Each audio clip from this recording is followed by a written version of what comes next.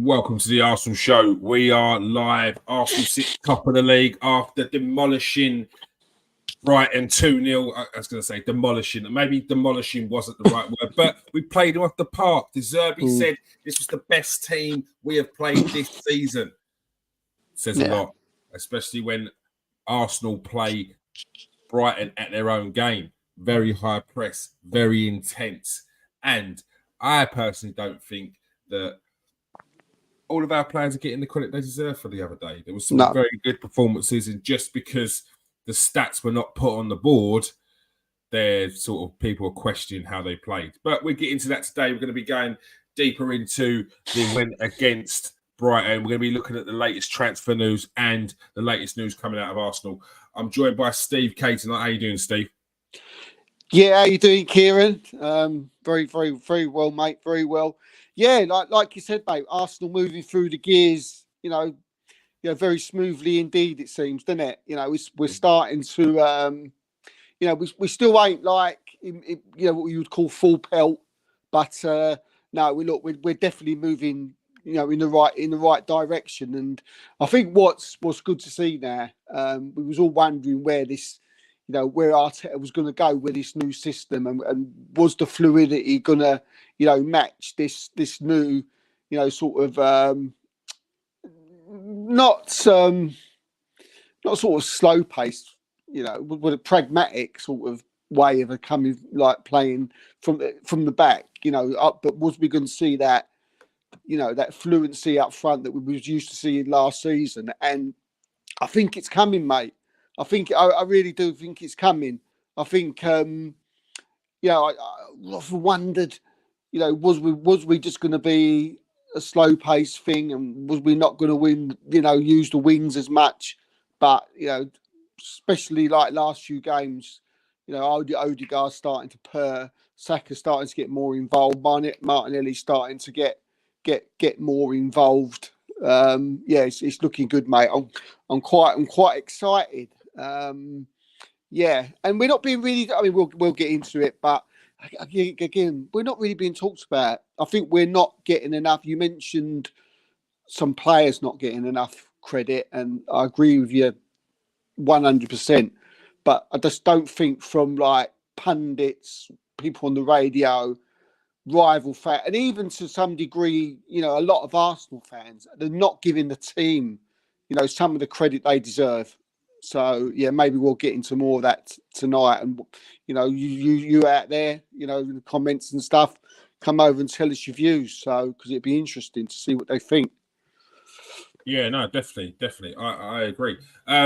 Look, there's always going to be rival fans that don't agree with the sentiment of what Arsenal fans will say. They think that Arsenal fans go over the top. There's always going to be pundits that don't think that certain Arsenal players are quite hitting the heights to what we think. But I'd say the main focus is our own fans. It's those which I'm quite confused about, some of the players, to what it is they expect, what it is they're watching out for when they watch these games. Because one of the main ones for me is Martin Odegaard, a player who, if he scores the other day, I think that what people are saying about him and the way he played is a complete contrast to what you're hearing about how he played the other day. Like it's not even that people said he played bad. It's just that you're not really hearing much about how Martin Odegaard played. And then in other weeks, you're hearing, it's another Martin Odegaard ghosting. And I just wonder what it is people look for, because I watched Martin Odegaard the other day, and I've seen very similar games that she's played, not just this season, but last season especially, where he's not put an assist or he's not put a goal on his stats.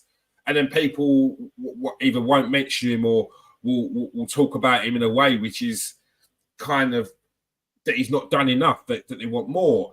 But I do wonder what it is they're looking for Odegaard, because his press, his energy, the way Odegaard will draw in a player and then pull two players out of the way because he's just dropped a shoulder, done a little pirouette turn and then gone the other way, and he's just created space. It's those little things there which I think go very much unnoticed for a player like him, because he's in that more attack, and because people are maybe looking for him to score more goals or get more assists.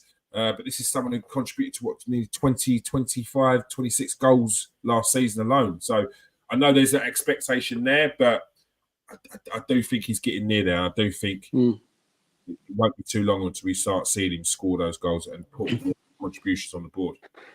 Yeah, I mean, I agree with you, mate. I can't work out, you know, they seem to like fans, especially let's talk about the Brighton game, his performance in that.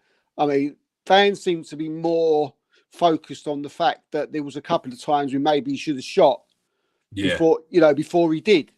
And you're like, you know, he still got his shot away in the end. You know, maybe he should have shot before, but, you know, he still got his shot away. And both times he had to have, you know, the keeper had to pull off really good saves. So it wasn't really why people had to bring that up. I really don't know. And it wasn't just, you know, in one place. It was many places I see that.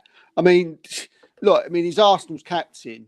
And I mean, it's just like you said, when he's not doing scoring a goal, or whether he's not doing assists, his work rate is second to none. I mean, I think people seem to forget that, you know, Martin Odegaard is an attacking midfielder. You know, he relatively most of the time plays in that number 10, in that 10 role, but he isn't really a number 10, is he? No, he's an 8. He's an 8. He's a 6. He's a 10. He's everything, isn't he? Sometimes you could even say he's a 9. You know, he pops up in the box. He's on the, you know, he's a bit of everything. I mean, an absolute wonder pass to talk to Saka. I mean, one of the best passes you'll see this season that seems to have gotten overlooked by a lot of people this weekend. I mean, that was like a wonder pass, absolute wonderful ball that just cut through 3 or 4 Brighton players, and just, you know, Saka, you know, if that would have been a goal, you know, we would probably been talking. But they don't talk about it.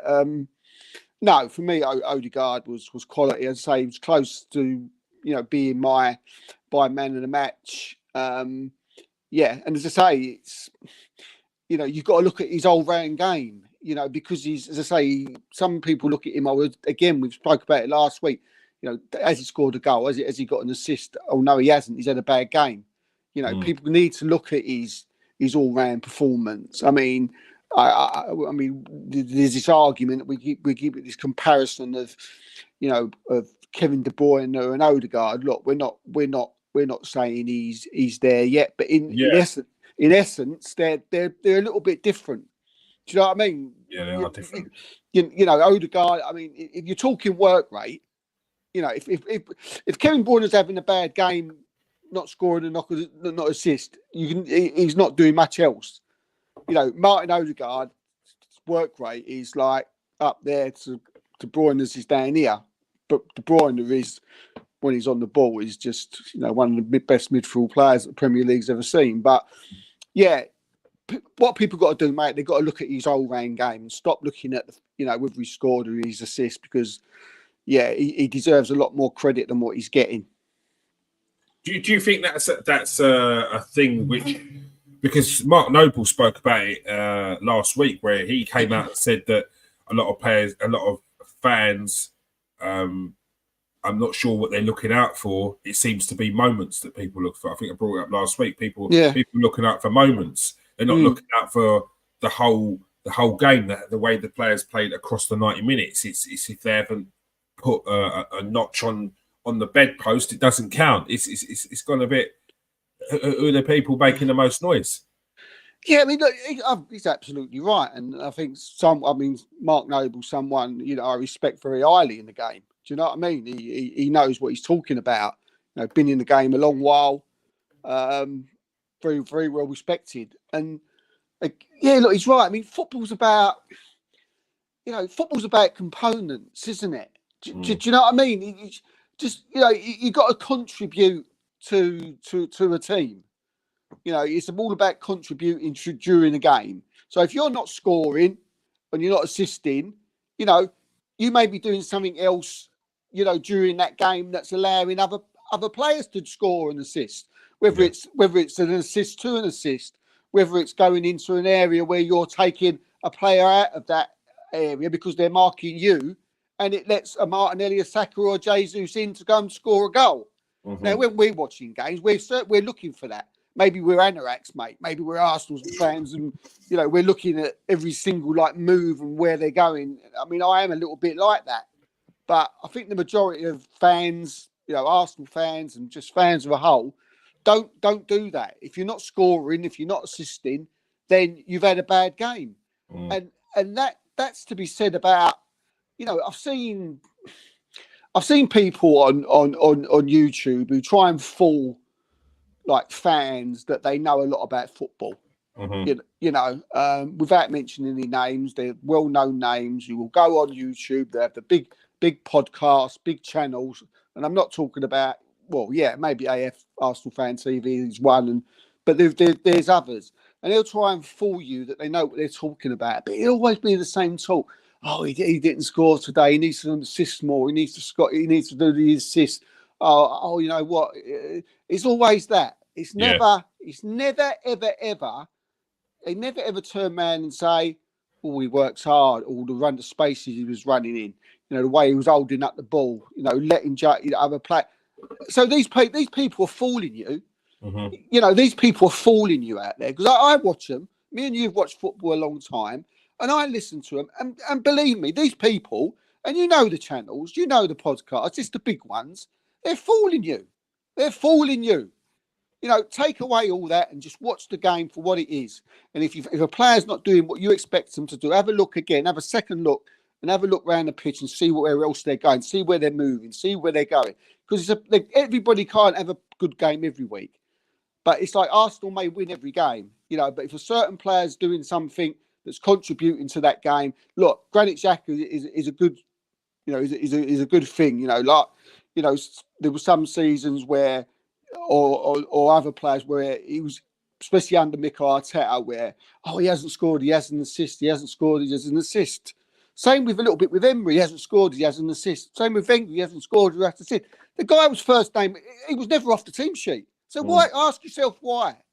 Ask yourself why. It's because he's a component in that team and he's doing something that you're not seeing, that you're not looking at. So, yeah, it's something that sort of frustrates me. I'm going on a little bit too long about it, but people need to just to do that, and yeah, and players would get more credit. Yeah, no, I fully agree. Definitely agree with that. Let's get on to the Brighton game. Arsenal pretty much dominated. I think it's the first time since under De Zerbi that Brighton haven't had a shot in the first half. Were pretty much nullified for the majority of the game. I think was it Arsenal put in 26 chances on goal. Yeah.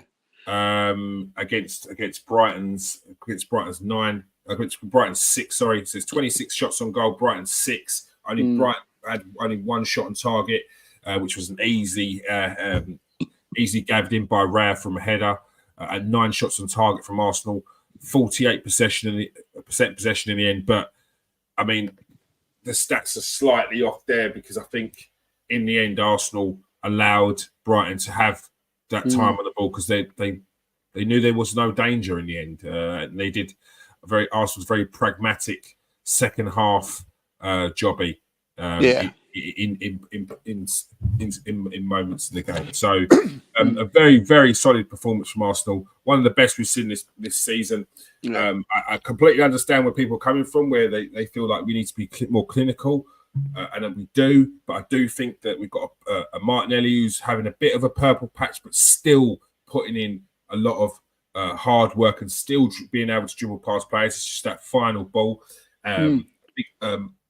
Martin Odegaard was quite unlucky with a couple of the shots he had. A couple of them were very, very tight.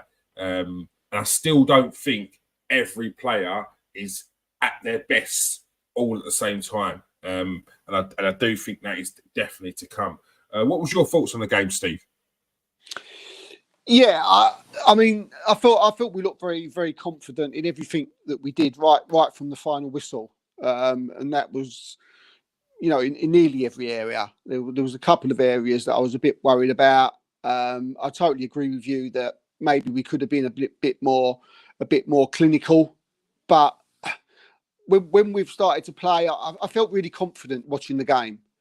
I felt that. I thought that if I wasn't an Arsenal fan and I was watching that, I'd be like, well, oh, this is a team here, isn't it? This is a team that looks like they know what they're doing. This is a team that looks together. This is a team that's working, very, very hard for each other.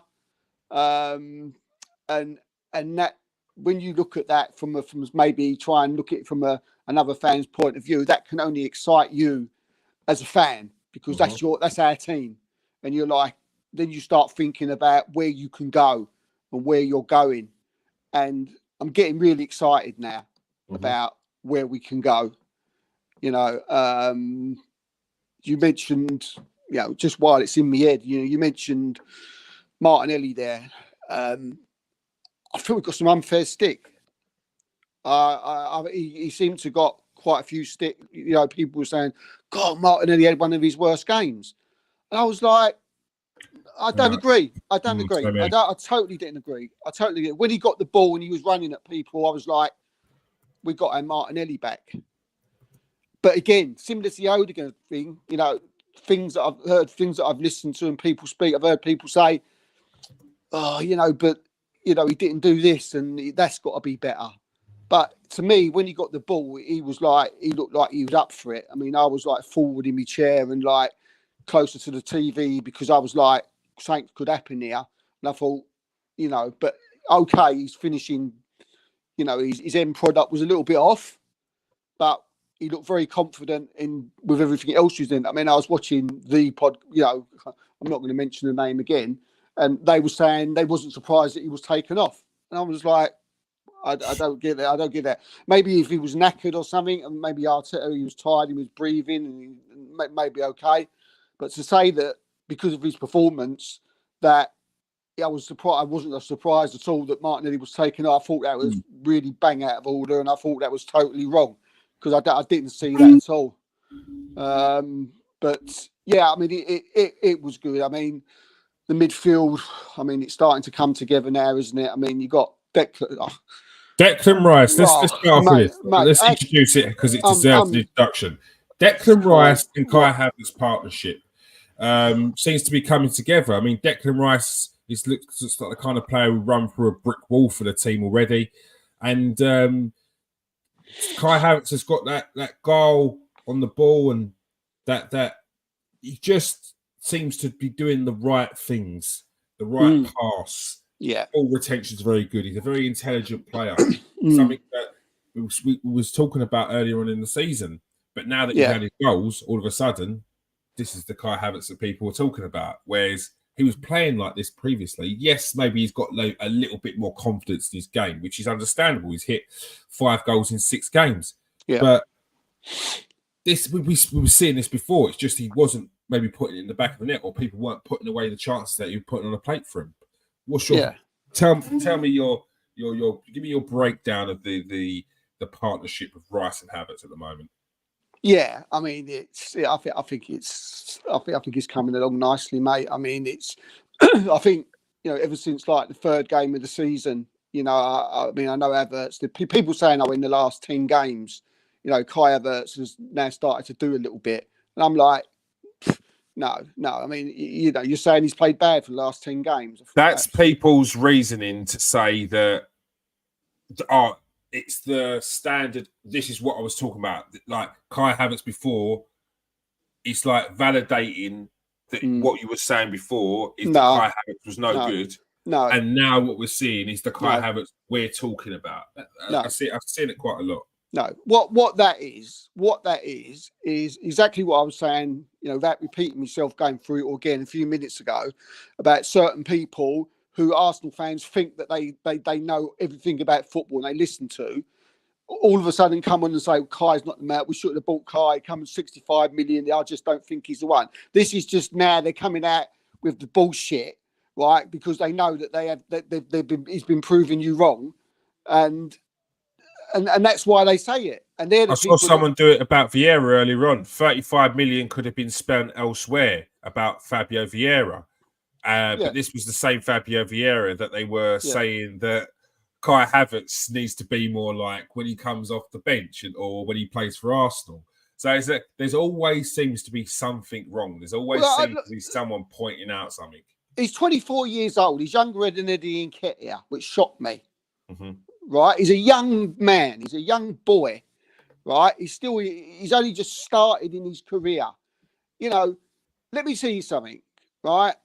I've watched football a long time. I watched the Invincibles. I'm talking about one of my most favourite Arsenal players of all times, and he reminds me a little bit of him, just because of the way they played. But he's very similar, languid, and Robert Pires is very similar to Kai Havertz in stature, the way they move. Havertz is probably a little bit more tougher, if you like, but Robert Pires got absolutely, they give him a year. Yeah. Henry took ages before he got going. Bergkamp took ages before he came. Honestly, Steve, they would have written all of those players off. 13 games. 13 games. 13 games. The guy has played, right? Yeah. 13 games, right? But they was willing to give Pires and Bergkamp and Henry a year, right? And you got these idiots coming out on AFTV and other people who are on AFTV who do other podcasts, right? Who come out, oh, he's no good, he's rubbish. I've seen him play 5 games. Absolute nonsense, mate. Absolute nonsense. And then they will say, I've seen him play for Chelsea. Well, they're good, aren't they? Because Chelsea are an absolute basket case of a club that finished, the absolute shithole of a club. Do you know, this is the club, this is Chelsea we're talking about, right?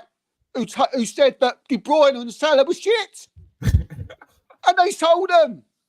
And we've got to listen to Chelsea fans turn around and say, oh, we've got a right result with Havertz. We've got rid of him. And after 13 games, he's proven everybody wrong.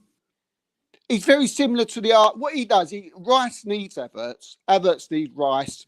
And that sort of like combination that they've got, they switch, they move into positions. Havertz moves back, Rice moves forward. Havertz will go into this position. They make each other available for each other. Mm-hmm. They're big, they're strong, they're technically gifted, they're good in a tackle, they're tall. This is like an Arsenal midfield of old.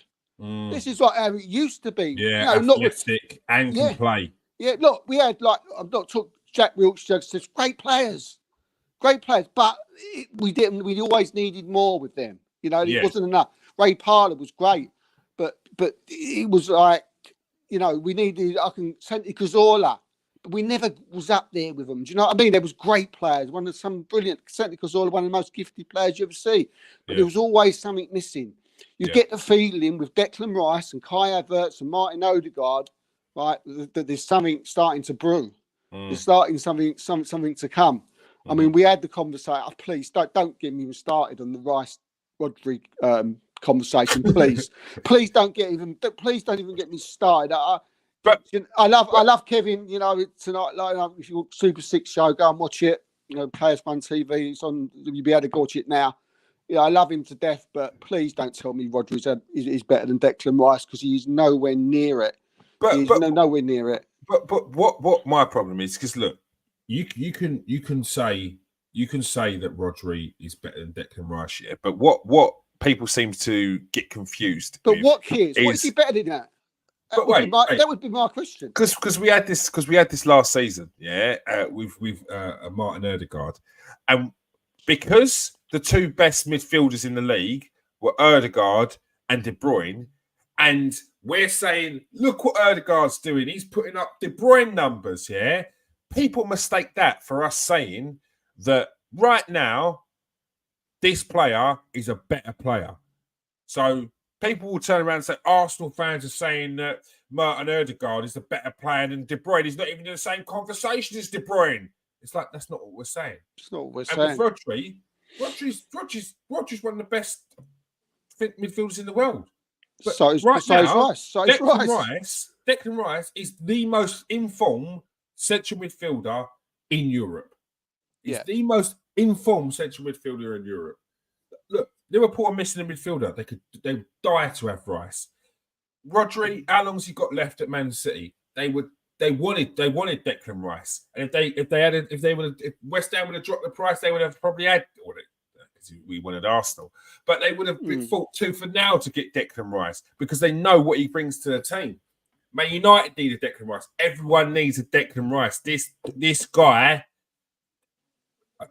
Well, if this guy carries on his form this season, it'll be out of him and William Saliba, who we'll get on to next, who is Player of the Year. You can't see Declan Rice ever getting any. I mean, people tell him about. They say he's captain material and all that. I mean, I ain't into this. You know, a lot of Arsenal fans saying, "Oh, he'll be the captain." Well, I don't want Martin Odegaard to leave, and I'm not sure Arsenal. Yeah, I don't want Odegaard to leave. Yeah, so, and I don't think Arteta's the type of person who will turn around and say, "I'm losing you the captaincy, and you're going to give it to Rice." That's never going to happen. I'm 100% sure that's never going to happen. But look, Declan Rice, I think, if he stays at Arsenal, has got a set for the next 10 years. Well, no, was he 24? At least for the next 5-6 years. Yeah. I can't see how Arsenal can ever be a bad team with Declan Rice in it. They'd have had to fall off a cliff. Can't see it. Can't see it. He's that type of player who other players from top teams were going forward. They got Declan Rice. Also, is the other player when they might feel that they're not on it today, look at Declan Rice and think, okay, well that's an example of what I need to do minimum. Is putting the work rate, putting tackles, be available, and maybe I can play myself into a game because that sometimes happens as well. So he's a great influence to have in the team. Oh, he's going to. I mean, if he carries on like this, he'll be like he'll probably surpass Patrick Vieira if he carries on this trajectory. Yeah, he's got big shoes to fill, but. He'll probably have a statue. I can see a statue of him. I feel like a player like Declan Rice will see players like Patrick Vieira and say, well, I want to be better than him. I want to surpass what he's done at this club. I want to be seen as a figure at this club like the way that Henri still gets spoken about, that Tony Adams gets spoken about, Vieira. Like that's how he wants to be spoken. That's how I see him as a player, how he wants to conduct himself. He wants to put himself in and be the best in every time he turns up, whether it's training or a match. And yes, he's had games where he hasn't been at an 8, as what we said when he needs to just turn up. Sometimes he has had a quiet game where he's had passes go left, right, and centre. But one thing he won't do is he won't go missing. One thing he won't do is he won't shy away from putting the tackle or putting the effort. And those are fundamentals. Those are the non-negotiables when you're playing for a top team. I mean, there's another thing why I put Declan Rice above Rodri. Well, two things, actually. I mean, you see that run he made against Brighton, right, from his own half, where he just ran to the other end of the pitch. Just run. I mean, it was like the last 10 minutes as well, wasn't it? And, he took the shot. I mean, if that went in, he would have been goal of the season. And that's our DM. But you see, Rodri, you should see Rodri do that, and Rodri's discipline is also questioned. Yeah, Declan Rice has had one booking. How is that possible? How is that possible for a number? And I'm 6? trying to think back at Declan Rice's booking. I think it was a dodgy one as well. I'm pretty sure it was a dodgy one. Yeah, but how is that possible? Yeah, because he's smart. He's timing, isn't it? He's tackling. His timing's immaculate. It's just absolutely spot on. He's the guy's got absolutely everything, and he should excite Arsenal fans just on his own, without the rest of our team that's around him, because it's hard not to see Arsenal being successful with Declan Rice in your side. Yeah, I think he's probably. I will look into it, but I think he's probably got the most man of the matches this season so far. Got man of the match the other day. I think he got man of the match in the Luton game. And he's had a few early on in the season as well. Now, he's been an absolute phenomenon so far this season. No one expects him to be as good as he is been right now. I mean, most of us expected Declan Rice to be a hit at Arsenal. But to be at this level that he is already, to have the influence on the team that he has, I mean, it's unbelievable. Yeah, he's just his levels. His just levels have gone up. You know, as you say, from West Ham, he took West Ham, and he was Mr. West Ham, wasn't he? Mm-hmm. I mean, he got them to winning their European trophy. Yeah, he was the one that won it for them, similar to like a Steven Gerrard did for Liverpool when they won the European Cup. He did it on his own, didn't he? Declan Rice did it, obviously on a smaller scale for West Ham. And you think, well, can he raise it now for a massive club like Arsenal? And he's came in and he's rising. He's done it and something. And yeah, the only thing left now is for him to lift up the Premier League. And from what I see at the minute, he'll be doing it. I think he'll be doing it. We did the show last night, mate. Do you know what I mean? I think people going on too much about Liverpool and Man City. I'm not saying they're not good side. I'm not saying they ain't good players. I think people are going way over the top with them. Right at this stage, right now, the way people are talking about Liverpool and Man City, and then you look at Arsenal. If you put the three together, I think Arsenal are just there. They're above them, and we ain't. We've still got the gears. Now we do need. You think Liverpool and Man City? Let's say they are going to improve. But Arsenal just got to go up. This is the best chance. We're in a better position now, I feel, to win this Premier League title than last season. I mean, Liverpool for me, Man City. I said at the beginning of the season. I know a lot of people laughed at me, right? Especially on the Super Six. And when I said that, I really genuinely think Arsenal were the best team, because I just think Man City are not the team they was, and I think I'm being right now at this stage being proved right. They're sort of like, they're players that they bought, Nunes, Kovacic, just are not signing. Doku, I still think is very raw. Walker, I mean, what's happened to him? He looks like he's finished, and people are like, you wait until Kevin De Bruyne comes back. I mean, what? It's so if De Bruyne is going to come back and lift him up to. How do you know that De Bruyne is going to do that? I mean, 1 win in 6. I mean, at the moment, City are not in a good place for me, but it can change. But at this moment, I really don't. I think right now, Arsenal are favourites to win the league at this as we talk. Mm-hmm.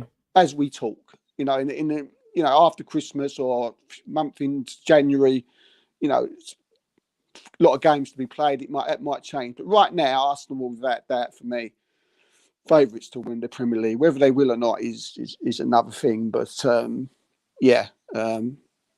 bit of business in January, tighten up the left and the right back a little bit, I think, and we'll be all right.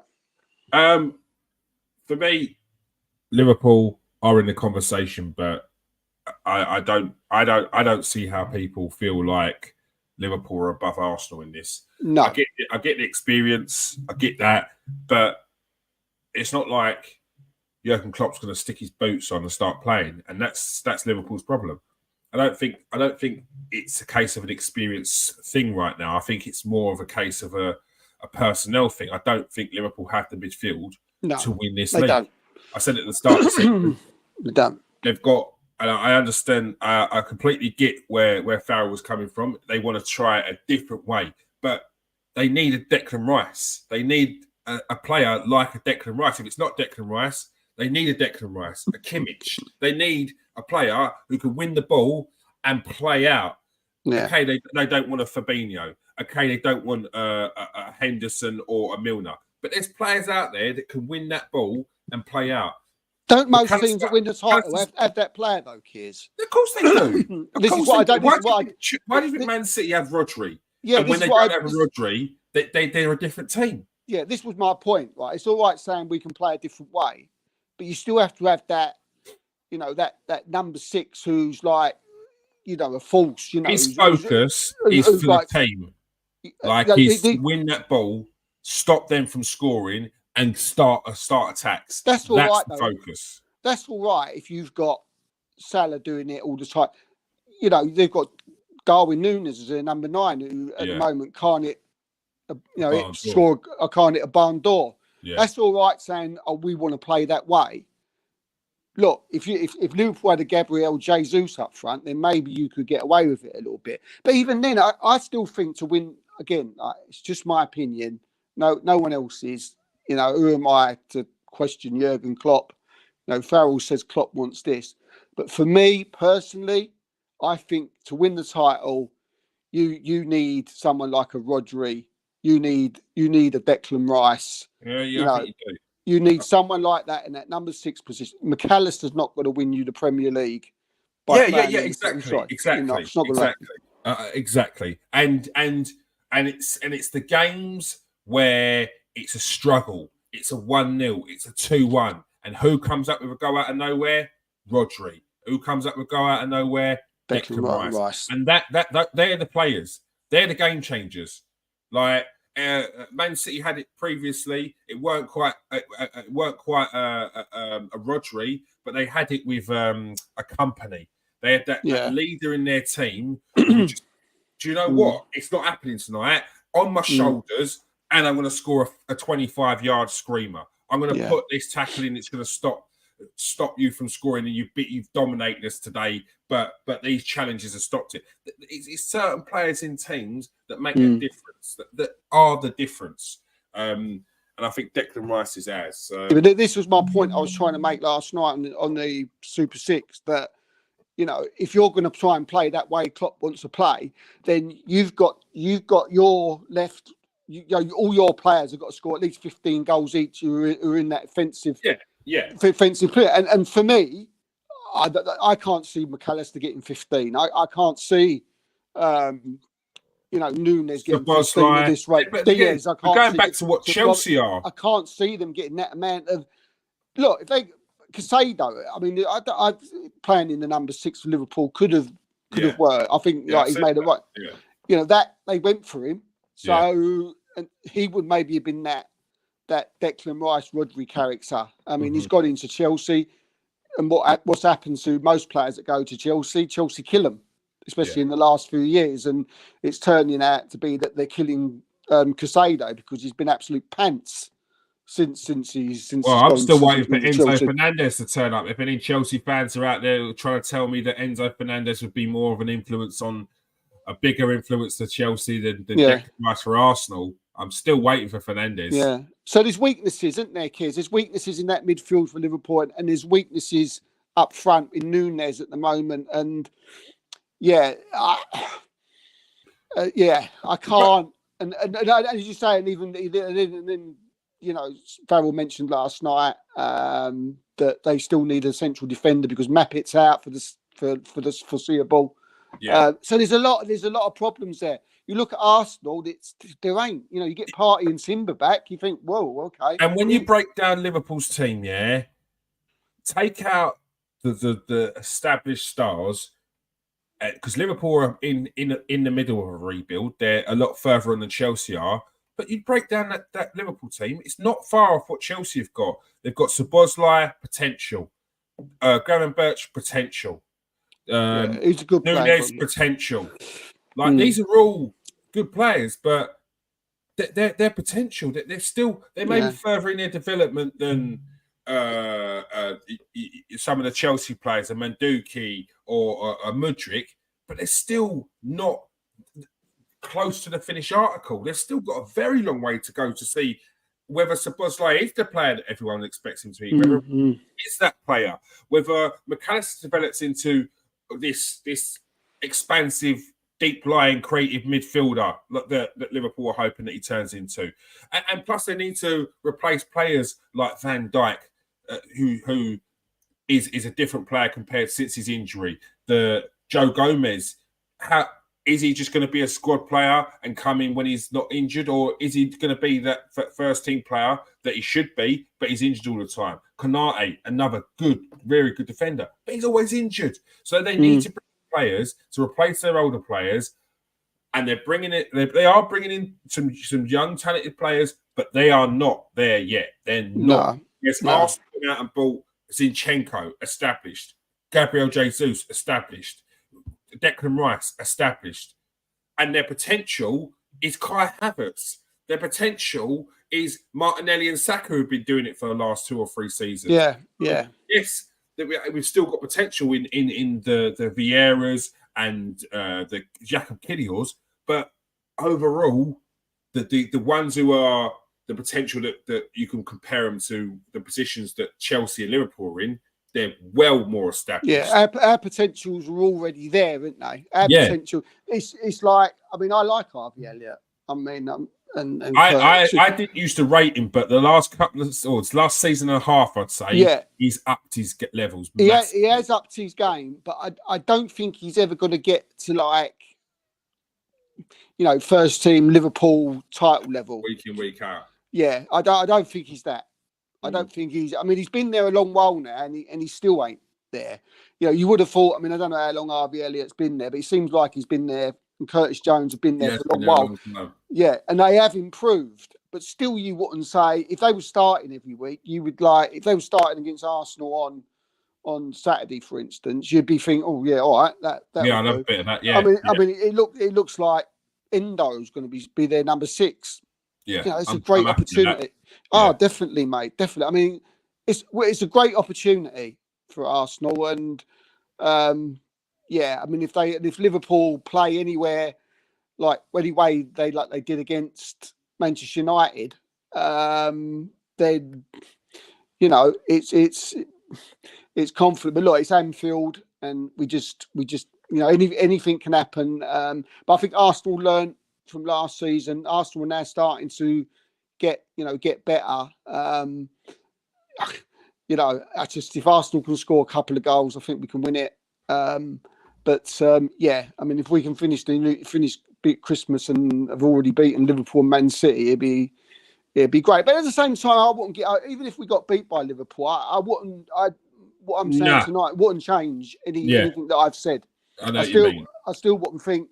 Oh no, Liverpool are better than us. That was not going to change. It's Anfield. Anything can happen. Exactly. It's Anfield, like you said. Anything can happen. And I think that Arsenal seem to be learning from their previous mistakes. Mikel Arteta is not a manager that stands still. He's constantly changing, to the frustration at probably all the fans who will question everything he does when it doesn't seem like it's going right, or it isn't the same as what we've been used to, the same as what we previously got excited about. However, he's making the right decisions. We lost to Man City. The next time we played Man City, we lost to Man City, got played off the park. Next time we played Man City, we matched them, but we weren't clinical enough. We didn't take our chances. The following time, we probably did get played off the park, but again, it was a different learning curve. It was a different way of playing. Comes to the Charity Shield, we beat them. Comes to the league, we beat them. Liverpool, we don't get anything out of Liverpool at Anfield. Last season, we got a draw. Could this be the season where we get something a little bit more? Or even if it is another draw, is it more of a convincing draw? Is it we play better? Is it we dominate Liverpool at Anfield? Do we learn from the mistakes where people have said, keep the crowd quiet? Is that a time where we do keep the crowd quiet this time? Do we need to be smarter in those instances now? So I think we're learning. I think we're learning from our previous mistakes. We're learning from our previous losses. And as you said, if you're not excited as an Arsenal fan at the moment and you're looking for the problems, then there's obviously I mean, Mikel Arteta must be thinking, sitting like in his house now. He must be thinking that one big word: opportunity. Because this is a big opportunity, right? Don't let people out there. Don't let them keep giving you all this Man City and Liverpool, stuff, right? Look, Arsenal at the moment, with the squad they got, with the players they got, and the way Liverpool and Man City are in their squads, right? Arsenal are deservedly favourites to win the Premier League. Look, favourites don't always win the Premier League. we've watched football all our lives, and mad things can happen.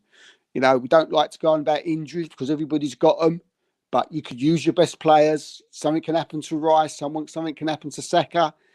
Something can happen to Saliba. You don't know. Anything can happen. But looking at Arsenal's trajectory since the beginning of the season, and the way with the process is going game by game, from sort of game 1 to game 6 to game 10 to game 13, it's very exciting. And if, as you just said, Keys, hey, you cannot be anything else but exciting if you're an Arsenal fan right now. Yeah, I wanted to ask you a question. Do you think that the sentiment of it's just a bad day at the office, it seems to be disappearing, and it feels like fans are always looking for something that might be wrong or a reason as to why the player isn't playing bad? I mean, a prime example is Martinelli. I saw a game against Sevilla. Juan, I can't remember his name, Juan something, is probably still having nightmares about how Martinelli absolutely roasted in game. Pirouettes left, right, and centre. His first game back for a while. But he didn't get a goal, he didn't get an assist. And then the people were saying he's this, is that, his end product's not good enough. Previous games after that, we've seen very similar performances from Martinelli where his final decision making isn't quite there. No. But then you hear on the outside, it's Martinelly this, Martinelli. It seems to be, it's like, do we not just have a bad day at the office? We just had a bad game. It's always something, seems to be people are looking for something wrong. Yeah, and I think a lot of that you can put down to fan channels. You can put a lot of that down to radio stations, because people listen to the wrong people. And all I can say is to people, have a mind of your own. Don't listen to what other people say. Look at players' games. Look more deeply into like how they're contributing onto the pitch, and if they're not scoring, if they're not assisting, then take a breath. Don't start slagging them off. Have a look what else they're doing. I mean, look, a prime example of what you was talking about there was is Gabriel Jesus. We hear it all the time. Yeah. Oh, he hasn't scored. He hasn't scored again. Oh, Arsenal ain't going to win the league because he hasn't scored. He hasn't done this. But I think most Arsenal fans now have come to the conclusion that he's not there to score. I think Jesus knows that he's not there to score. I think Mikel Arteta bought him not necessarily to score. He's bought him a little bit similar to Havertz, not to score goals and assist every week, but to contribute to the team. Players are contributing to the team. Martinelli, contributes to the team. And if they contribute to the team without and Saka scoring and Jesus is scoring and Martinelli's doing his stuff, and then another week it's the other way round and Jesus isn't scored, but he's making goals, he's working hard, he's winning the ball, he's doing his twists and his turns. If Havertz dropping into spaces, making room for other players who are playing balls through to other players and scoring goals. And this is the thing. This is what fans are not looking into. This is what fans are not watching. And this is what I applaud Arsenal fans to do. Get them players are top class players. Most of them on the verge of world class, right? So yeah, you would have thought the amount of times that someone said like, "Oh, it's a bad day at the office." Yeah, what people are doing now, they're looking more into, what's wrong with him. Look, okay, you can. We're not saying that every player's, does their job for Arsenal. Sometimes you can call them out because there's certain players who will go for a full length of time. But don't jump on the bandwagon instantly. You should know how good Martinelli is now. We should know how dangerous he is. We know he can score goals. We know he's, defenses are, terrified of him. And that was similar to the Brighton game. All those things I just said, he was that. Defenses were, he's running at them. Defenses were terrified. They were scared. Lewis Dunk, one of the most, respected centre halves out there. He said, I just didn't know what was hitting me. He said they was coming at us from absolutely everywhere. He said he's never known anything like it all season. Listen to these people. Listen to what De Zerbi says. Listen to what Mark Noble says. Listen to those people. Listen to us. We've watched people long enough now, people that, to know, what a game of football is all about and why players should be and, and how they perform. Yeah, I mean, and again, Havertz is another one. He's similar to that. But again, there are players, who, look at Ben White's been off it recently. We can say Ben White's off it. But at the end of the day, we know Ben White's got it because we see what he can do last season. Exactly, and that's a prime example. Ben White's been off it, but we know that he's a quality player.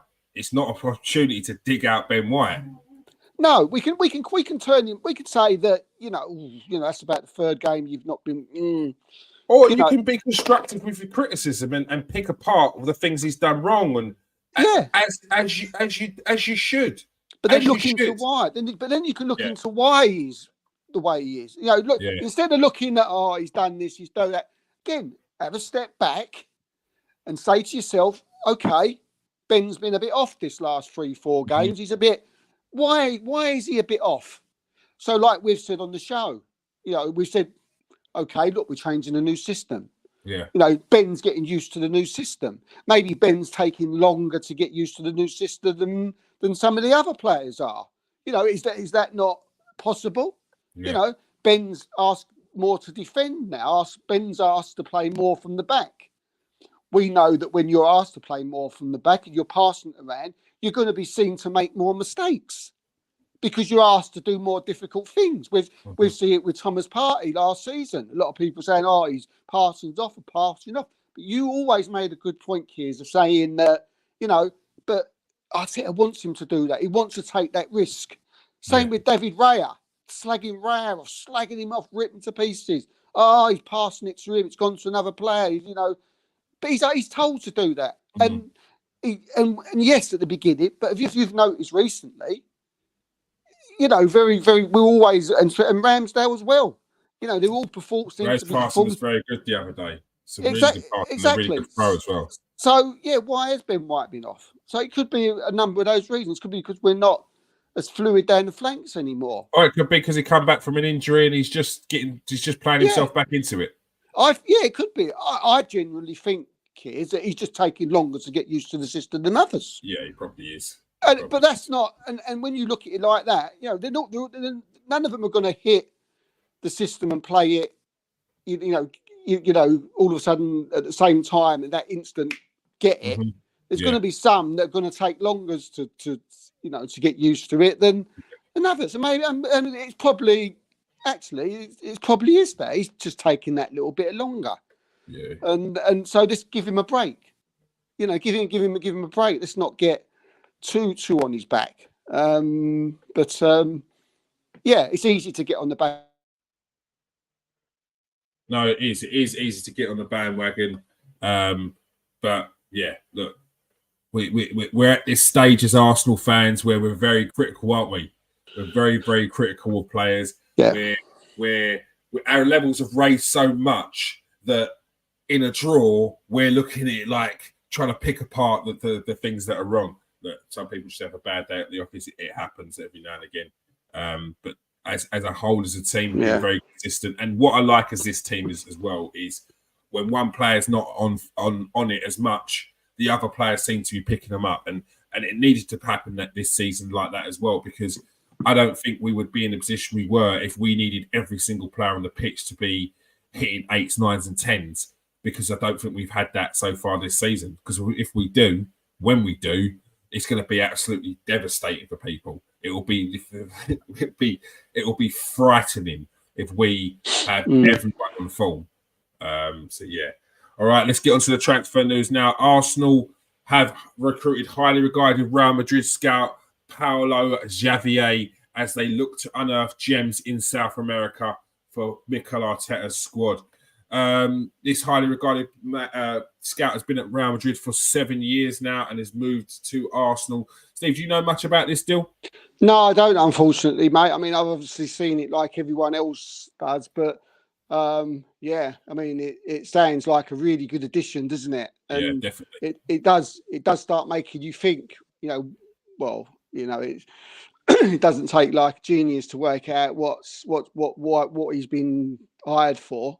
Do you know what I mean? Maybe Arsenal are definitely looking, in the South American market, because we ain't, we've got some good.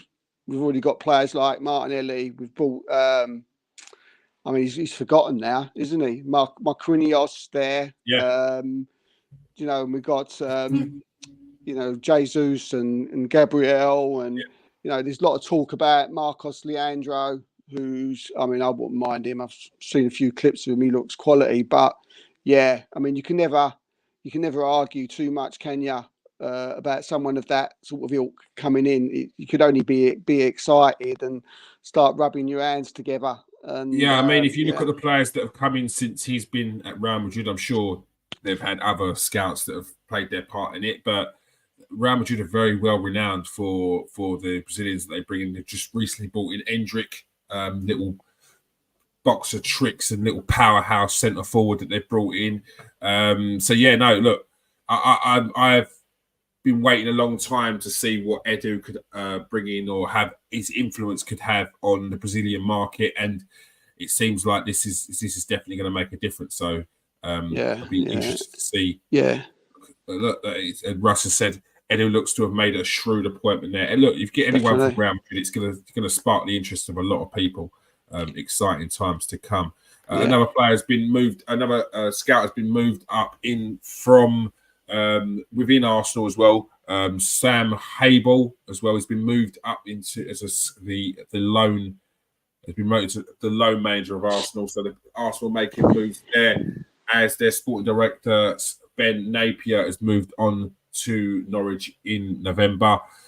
You mentioned Marcos Leandro. Yeah. You mentioned to confirm it's time to come that it looks like he could potentially be on the move, if not in January, in the summer. Do you know much more about that one, Steve? Yeah, I mean, I actually got told this news back in June that Arsenal were actually scouting Marcos Leandro. Didn't know much about him. And then people just started all of a sudden jumping on the back of it. And ever since then, he's been mentioned quite a lot from some big publications, some big other transfer experts. Fabrizio Romano's confirmed that Arsenal have got a big interest in him. He's a quality player. He's young. He's a prolific goal scorer, 1 in 2. Been compared to Sergio Aguero. Okay. So a very, very similar, that type of player. So you look at that, you think, that he would certainly be someone, we would be interested of Arteta. I've also been saying we won't cost a lot. I think he plays for Santos. I mean, I think they've actually finished bottom of their league this year. But so this guy's definitely moving on. Yeah. He's a massive, he's so far above anybody else there. So yeah, he's definitely leaving his club in January, 100%. And Arsenal are one of the clubs that's interested. Whoever's going to get him, I think I'm going to be quite jealous, mate, because I think this guy, especially with with the other players that we got there, you look at it, you think, well, Jesus is there, Martinelli's there, like we just mentioned up top. You think this is just the type of guy who would fit in nicely at Arsenal. And yeah, recently they actually did fly out to watch Leonardo in against I can't remember the name. I think it was International Zone or something. Sorry, I probably butchered that name, but I mean they actually lost 7-0 in that game. Oh, great! Didn't even score. He didn't even score. No. But maybe he was just he was told to not go too mad because he was coming to Arsenal in January or something. You never know. But yeah, they went out and watched him, and ever since then, again, the rumours won't go away. So you're definitely one to keep out in January. Obviously, he's got a lot more to his game than Eddie. Although he did do well against Brighton on Saturday again. Every time we put Eddie, what's a nice pass? Yeah, every time we spend a bit of time on Eddie and wonder, he pops up with something a little bit special. I know. For anyone who doesn't know much about Marcos Leandro, what sort of a player is he, quickly? Yeah, I mean, he's very fast. He's very quick. Very good ability on the ball. Excellent in the air for a guy of his size. As I say, prolific goal scorer in the mould of Sergio Aguero. So yeah, someone who I personally think would do very very very well at Arsenal. Yeah, and just hope we can get him. He's very well built. He's stocky. I say he's not tall. He's quite slight. He's quite small in height, but he certainly makes that up with his power and his strength. Holds the ball up well. Yeah, and I say he's still only young, and I think it's like I think he'll cost something around about 15-20 million. So I don't think Okay. this guy's not going to be like someone going to come in Breaking and the bank. it's going to, yeah. I mean, he'll be someone who's just who'll be an absolutely, in my eyes, an incredible addition to the squad. With maybe if they did still bring another striker in, or they'd have plenty of money, left over maybe to bring in that extra midfielder that so many of us are saying that we need. But it'd be interesting to see. We've got Thomas Partey coming back soon as well. He looks like he's back to fitness. And Marcos Leonardo, keep an eye out. Yeah, definitely one to keep an eye on. Another one to keep an eye on is a story that you actually broke, Steve. It's a 15-year-old wonder kid from FC Copenhagen. Oh yeah, Tristan Parado. Panduro. Maduro. Yeah. Tell us a little bit more about that one. Yeah, I'm trying to think. He's they call him a Danish wonder kid. As you say, he's 15. He's 15-year-old. He's playing at the moment for FC Copenhagen. Arsenal been out there many times to watch him. Been scouting him, and and Mikel Arteta decided, to bring him over on a trial. Okay.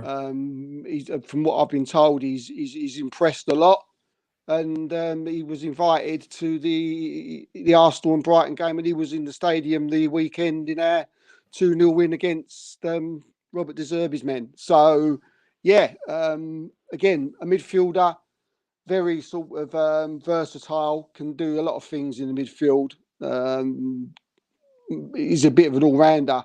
I dare say as he gets older, he will sort of, he'll get sort of a set position. But he at the moment he's being played in like as a DM and as a CM and an AM, and he's doing a lot, which I think is what young people, what they do with young players these days. They sort of try them out in all sorts of areas, don't they? To see what their best positions are. And it seems like that's what they're doing with young Tristram. But yeah, Danish wonder kid, and yeah, as I say, he's at Arsenal now on trial. He's been watched by Barcelona, Real Madrid, Man City, all the biggest clubs on the planet. So yeah, but as I say, he's at Arsenal at the trial at the moment, and yeah, wants to play in the Premier League. It's his dream. So yeah, maybe one for the future there.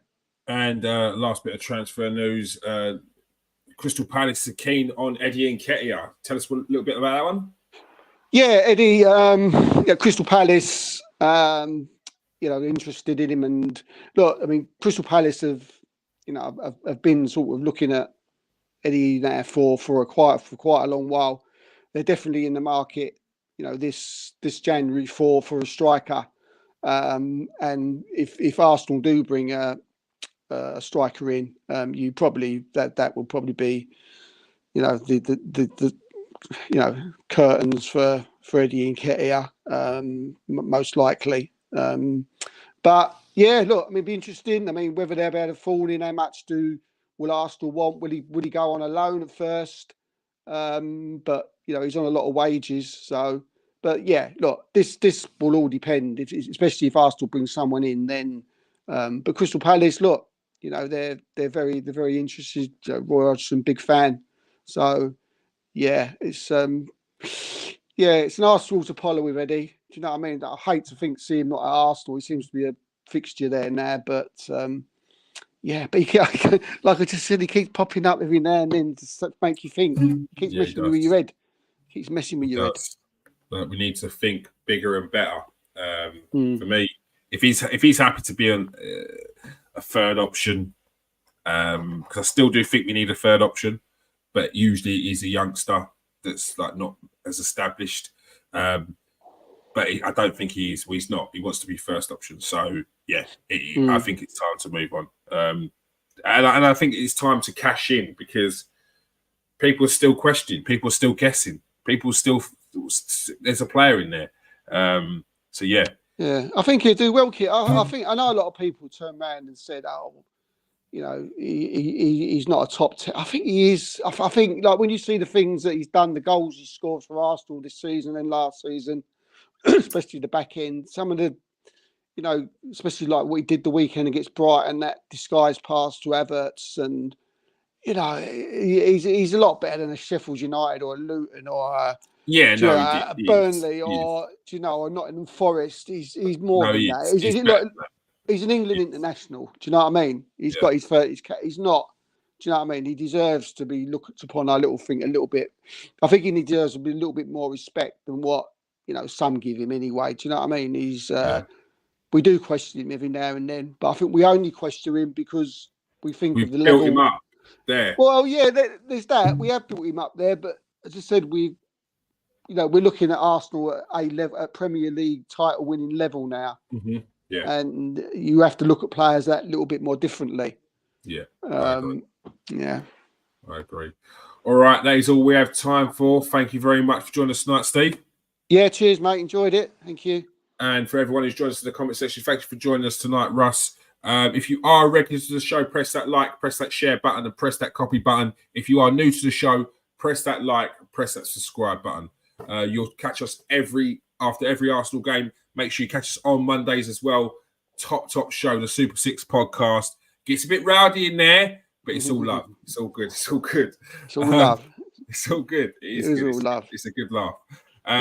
Yeah, make sure you catch us next Monday at 8 o'clock and next Tuesday at 8 o'clock. No, you won't catch us next Tuesday at 8 o'clock because it's going to be Christmas. You won't catch us next Monday at 8 o'clock because it will also be Christmas. You ain't catching me on Christmas Day. The missus will kill me. All right? God, yes. I'll be on the Baileys. I'll be on the Baileys and the mulled wine and the the Coronas. Yeah, exactly. You won't want to catch me that early. You won't want to catch me drinking Baileys in one hand, a bottle of beer in the other, still chewing on a roast potato. No, you don't see that. All right. Merry Christmas to everyone. Yeah, Merry Christmas. Peace out. Stay safe and wash your hands.